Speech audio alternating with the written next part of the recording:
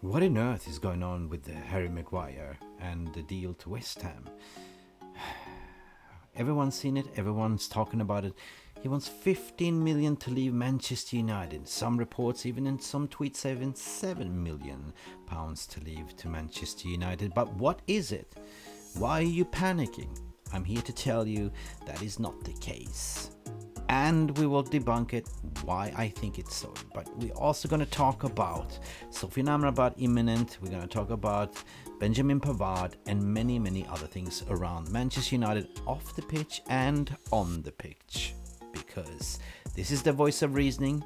You know what to do. Smash the like, subscribe if you haven't do so. Because here we go.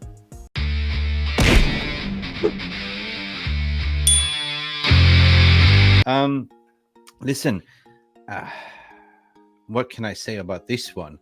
It is not Harry Maguire, according to my opinion, that's stalling. That is his agent, Steve Beck. Everyone that knows Steve Beck is. I'm gonna be careful what I'm saying because he's the one that calls up everyone for talking shit about his client. Even called Troy Deeney up and say, "Why are you talking shit about my client?" So he's a little bit delusional. Personal terms been agreed, 100%. Everything's been agreed and lined up with the club. It is what it is. What they said that we are waiting for the situation so we can actually buy in a Pavard. But what you guys said earlier, according to a player contract, yes, he has the right to demand money. I've seen the reports about £7 million, £15 million, but this is not Harry Maguire. This is his agent driving the bargain because he wants to make money. So it's greed, according to my opinion. What player wants is probably to play football. And as an agent, you should look after your player's interest over the money situation. So I put that up with Stephen Beck, to be honest, his agent, right, starting this. He could have already been a West Ham player if it wasn't for this extortion demand to say. It was also reported earlier in the window that he wanted something in the line of 15 to 7 million pounds payout.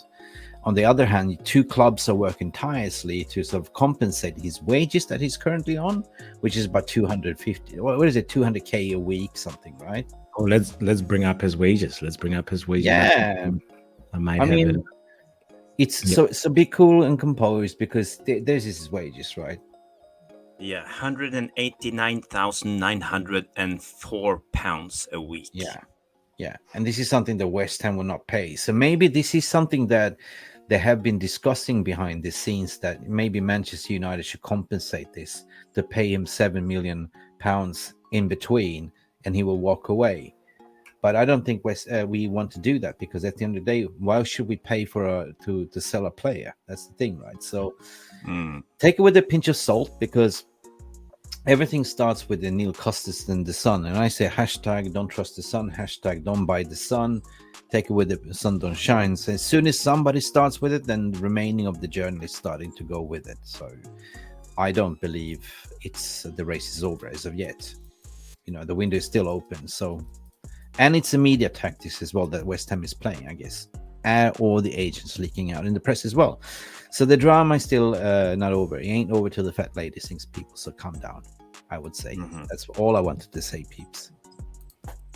Yeah, I mean, could there potentially be another suitor in the? Because it's only West Ham that seems like one Maguire. I don't know if I haven't heard any significant rumors about any other clubs, but I think from his perspective, obviously he wants to play Premier League football. He wants to stay, competitive, and so that Gareth Southgate can, because right now Levi Colwill is taking that spot, Yeah, if he wants to play. I mean, I was just about to upload a video that I never got around because I've been so busy today. And in this video, I said as well, you got to look at from a player's perspective, right? You got to look at he wants to play for the Euros in England and Southgate and all that stuff, right?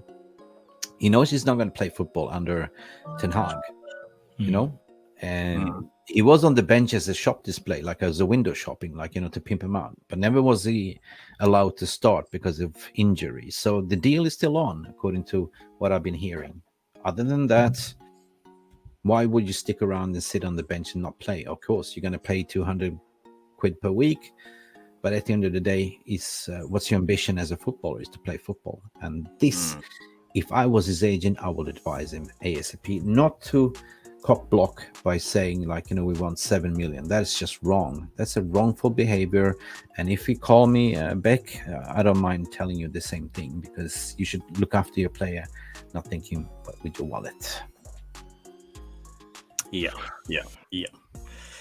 When it comes to Maguire, I can say that, he got stripped of his captaincy. Now he's 5th choice centre back, even behind Luke Shaw. We don't know if what's that old guy, Evans, if he comes in or not. Maybe he will be 6th choice centre back, and he has no chance in starting in the Premier League unless we have injuries and stuff like that. So he will probably be on the bench all season if he stays. And he wants to play in the Euros for England, and I think he has to make a choice if like £7 million is more important for him, or his ambitions as a footballer is more important. It's not like he's going to starve. He's still on £120,000 a week. So yeah. I think even then he will be good. So it's basically it's down to Maguire, but I can understand the other side that he wants as much money as possible. I can bring up something before I leave the stream. I just want to pop in. I'll leave you guys alone because I broke up from the closet. I did a Maguire. Now I will pay you Snickers what I own 100%, and you will continue with full of energy. But I agree what Kush is saying here in this comment, that agents are all about money. In this industry, I call it there's good, there's the bad, and there's the ugly, right? The good one is the one that really cares about his player. They do everything for his player, like, the 360. And then you have the bad. They are so like, they're in it for themselves. And the ugly is the really one that you saw, Riola and all these big shot agents. They only care about themselves and their money and how much they're going to earn. And therefore, I'm so proud that FIFA has included a cap coming up from after this season. They can maximum earn, I think, about 5% or maximum 10% or something like that on the annual wages, but they come to agreement. Before you saw like silly, like 20%, Riola to big, big cut and stuff like that. And that's changed.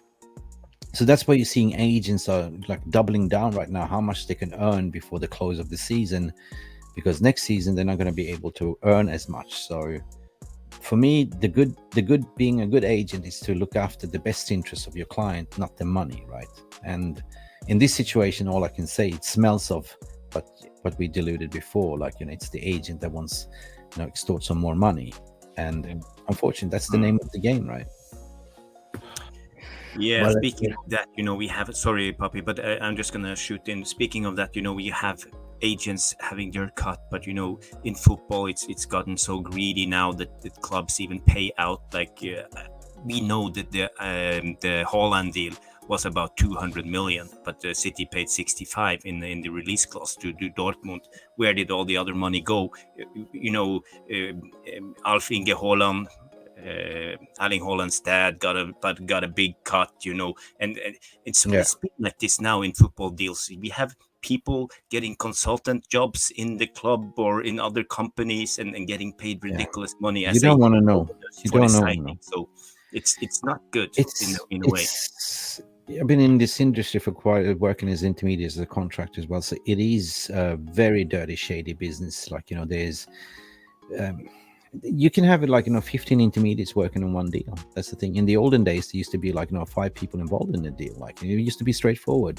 Now you have a lot of like, media contractors, agents, like PR, image rights, all that stuff.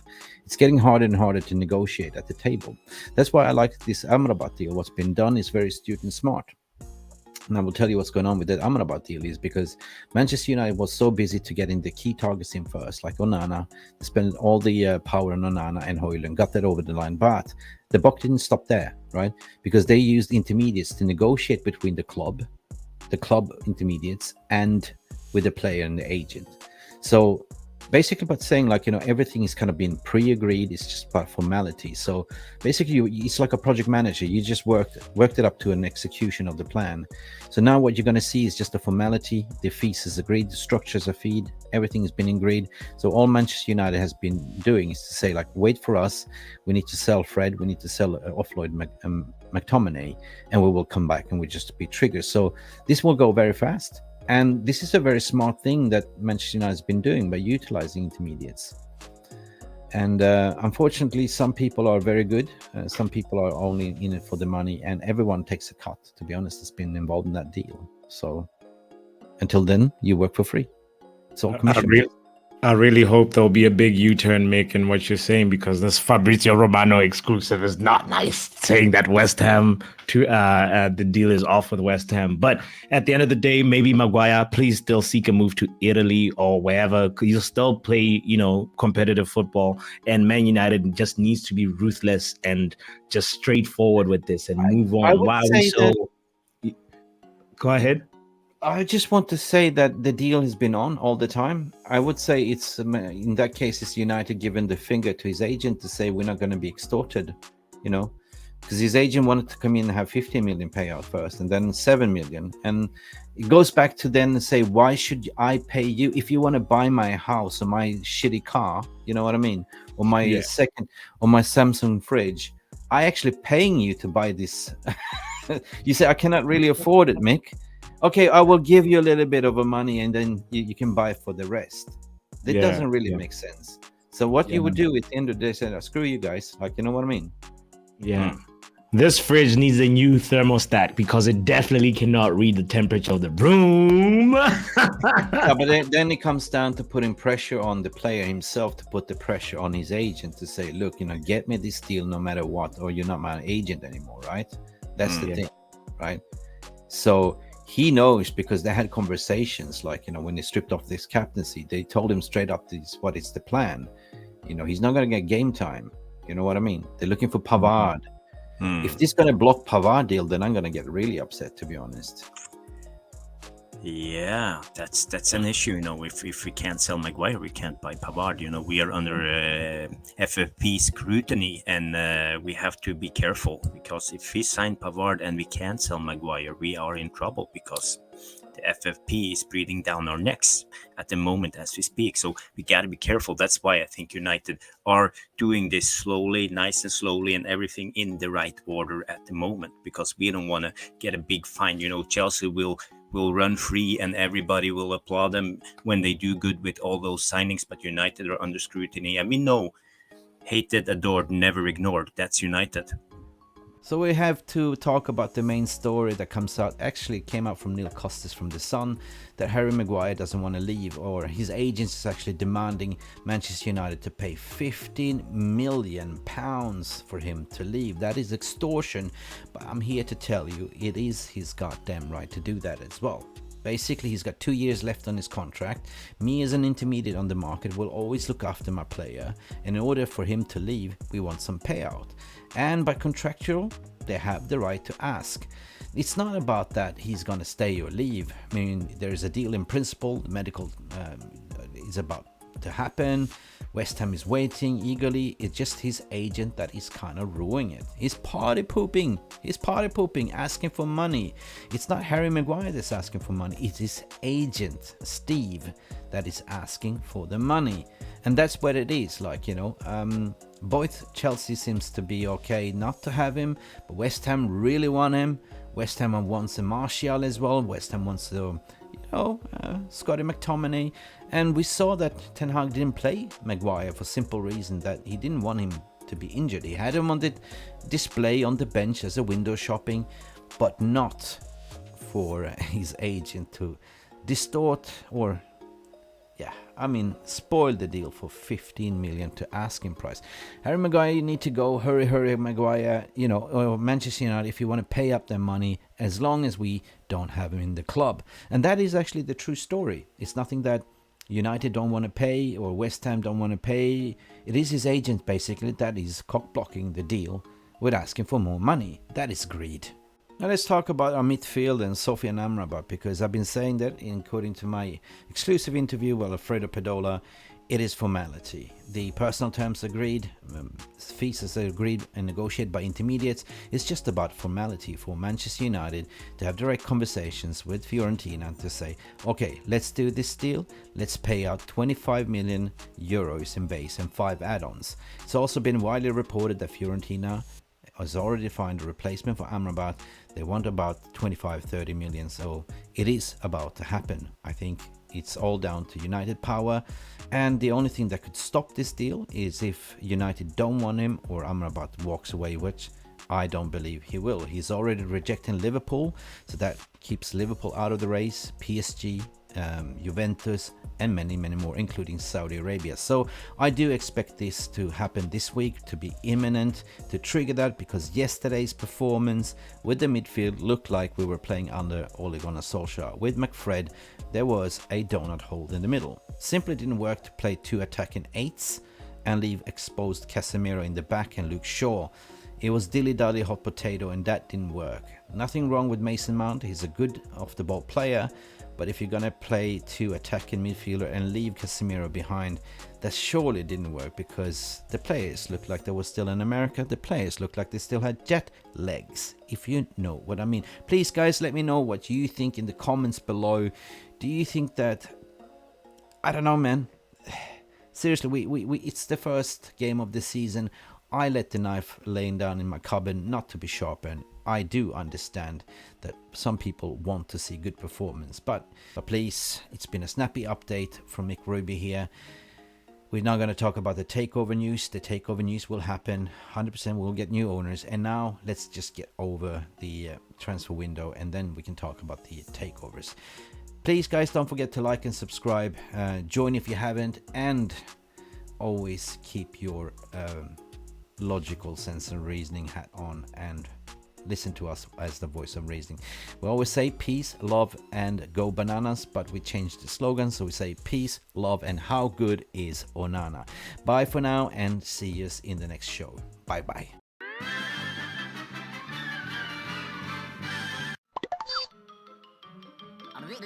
That's all, folks. Thank you so much for stopping by and watching Mufc Realist TV. Don't forget to like and subscribe and follow us on the socials.